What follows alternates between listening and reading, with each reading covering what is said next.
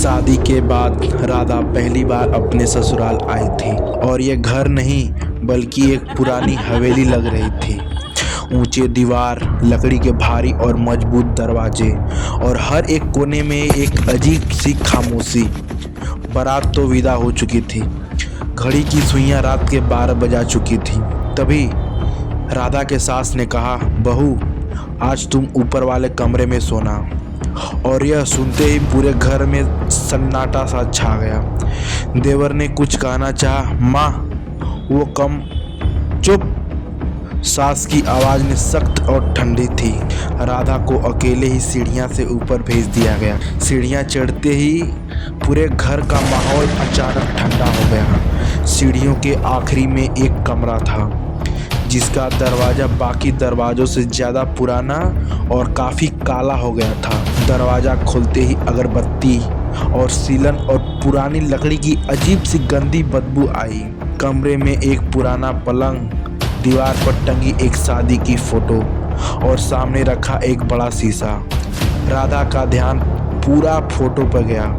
उस फोटो में दुल्हन बिल्कुल राधा जैसी ही लग रही थी, बस फर्क इतना ही था उसकी आंखें कुछ ज्यादा ही जिंदा लग रही थी। राधा पलंग पर लेटी और घड़ी के टिक टिक के साथ नींद भी धीरे धीरे आने लगी। तभी कुछ बाहर से टक टक होने की आवाज आई और ऐसा लगा कि कोई बाहर चल रहा। राधा ने सोचा उसका पति आया होगा, लेकिन दरवाजा नहीं खुला क्योंकि दरवाजा काफी पुराना और मोटे मोटे लकड़ियों का बना हुआ था।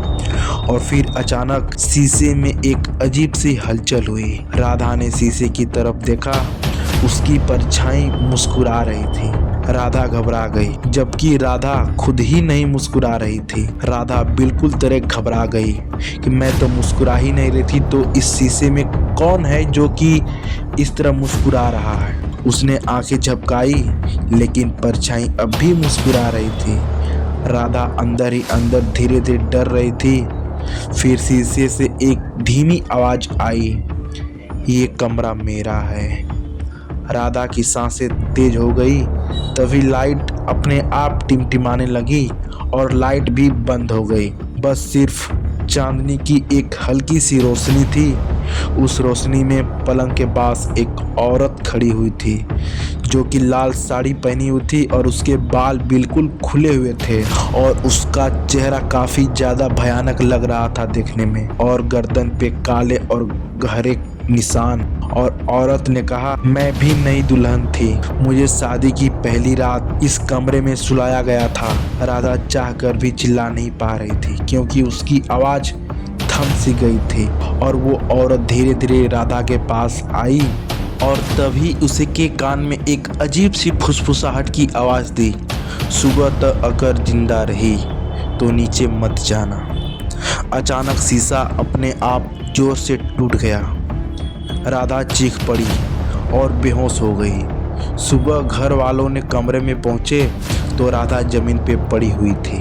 होश में आते ही उसने सारी बात अपने परिवार वालों को बता दिया और यह सुनते ही सांस फूट फूट कर रो पड़ी। ये कमरा हमारी बड़ी बहू का था। शादी की पहली रात वे कभी नहीं नीचे आई। उस दिन के बाद वो कमरा हमेशा के लिए बंद कर दिया गया था।